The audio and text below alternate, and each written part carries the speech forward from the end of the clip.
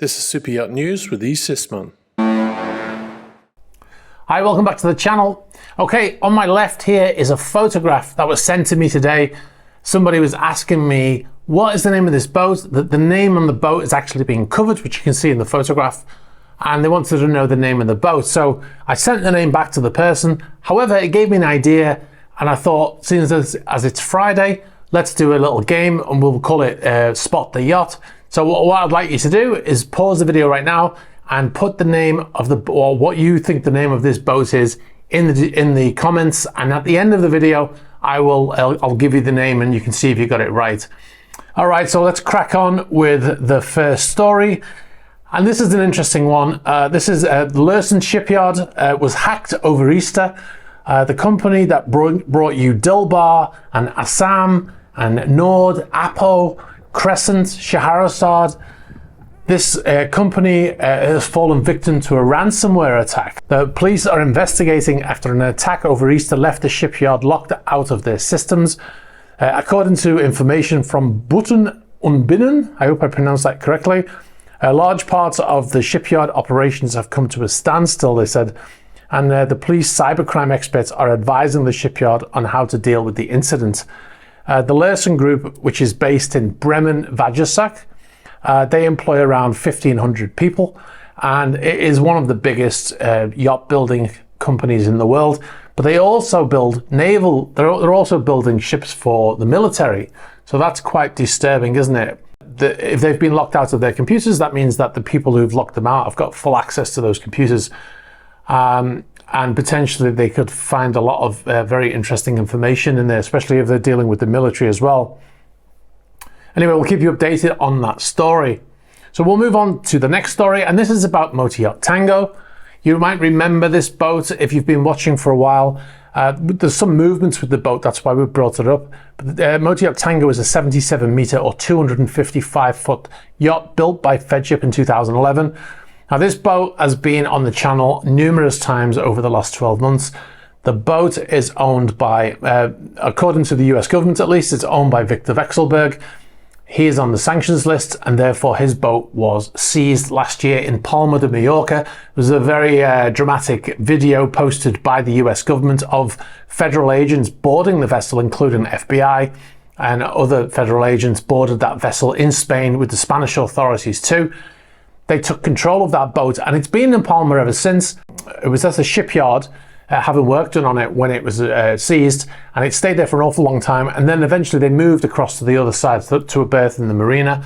And we actually filmed that. The footage you're watching now was sent in by one of our subscribers. And yeah, that we filmed the boat moving over there. But it's been in the same spot ever since until a couple of days ago. First of all, it moved to a new berth, which is a bit unusual because it hasn't moved in months, probably 6-7 months. And then people spotted the crew wearing their boss-on uniform, you know, their best uniform. You can usually tell it apart. Boss-off uniform is usually like a t-shirt, like a round-neck t-shirt like I'm wearing here. And the boss-on uniform is more like this one, what I'm wearing here, which is the polo shirt type top. So I'm wearing both boss-on and boss-off right now style of shirts. And so the crew were wearing the boss-on uniform, and also the boat seemed to be fully dressed. You know, you can tell a boat that's expecting guests or expecting the owner. All of the chairs will have canvas covers on when there's nobody on board, and then that will all get removed, and all the cushions get put out, and you know it looks nice to fill the pool. And in this picture, you can see there are plants and carpets on the quayside, which is not a normal place to see those things. And that is, you know, their experience starts even before they get on board, before they walk up the passerelle, and they have carpets and usually have chairs and things as well down there and bottles of water and stuff. But anyway, it's very unusual because this boat is seized by the US government to see this kind of situation. So nobody was seen going on or going off. And then later on, it looked like they were back to normal. Saw some crew working out on deck and stuff like that. So, I'm not quite sure what was happening there. It could be something as simple as the captain decided to you know, get his crew working on practicing setting up for the boss because they haven't done it for so long. Could be something as innocent as that, or there could be something else going on that we're not yet aware of. So if you've got any information about that, please get in touch. Okay, so we'll move on to our main story now, and this is about Alfa Nero again. Now, Alfa Nero is the $80 million yacht, or once worth $80 million yacht. That's at the center of attention right now because of the owner actually disowning the vessel in Antigua. The vessel's been there over a year. You all know the story. Now, all the governments, all the Western governments have all agreed and said that the owner of this boat is Andrei Grigorievich Guryev. That's senior.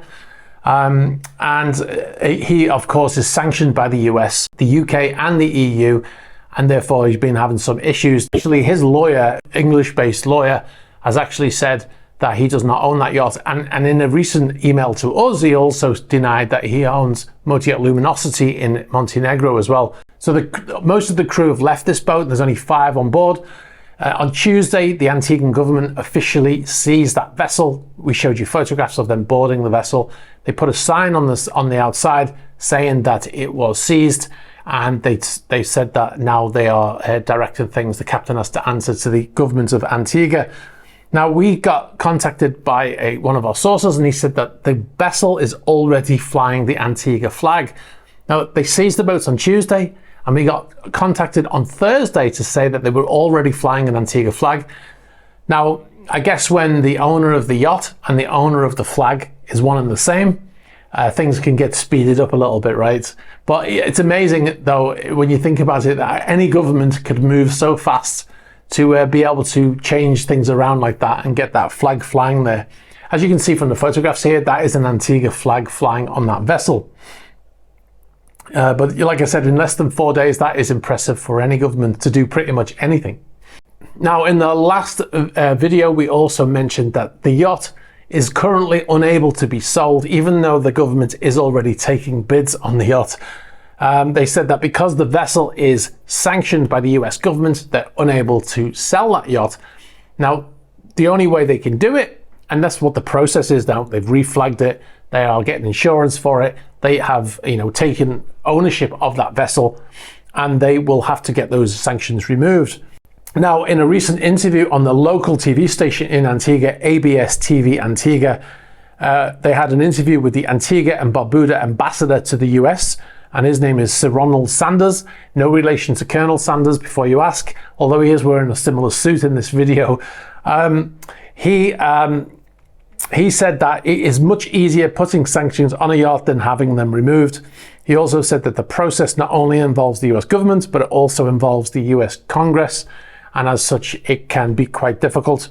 But what he did say, which is interesting, is that the process to have the sanctions removed from the vessel has already started before they even seized the vessel, and that they got to a point where they have to take control of that vessel before they can go any further. Very interesting. What I'll do is I'll play a small clip of his interview with the local TV channel. I'll play that right now. The process we have to go through is to get the United States to delist the Alfa Nero from its sanctions list, and that is the process in which we are now involved. That request for reconsideration is for OFAC of the US Treasury Department to reconsider the classification of Alfa Nero as a sanctioned vessel. So that document has been prepared. It has been sent to Antigua for review by the Attorney General's chambers, and as soon as that process is finished, which we do not expect to take very long, the document will be submitted to the United States Treasury Department. Okay, if you want to see the full interview, I will put a link in the description to that video. It's only 3 minutes long, but it is a very good explanation of what is happening, what is the next steps that are going to happen before they can sell that vessel. All right, so I will give you the answer to the unknown yacht that we featured at the beginning of the video, and it is the 68 meter or 225 foot motor yacht Hermitage. If you've got that, you get 10 points. Built by Lurssen, and yes, the owner is Russian, and his name is Anatoly Sedik. Not the serial killer. There's actually a serial killer. When I searched his name, there's actually a Russian serial killer. It's not him, obviously. Now, why is the boat in Dubai, and why is the name covered up? Your guess is as good as mine.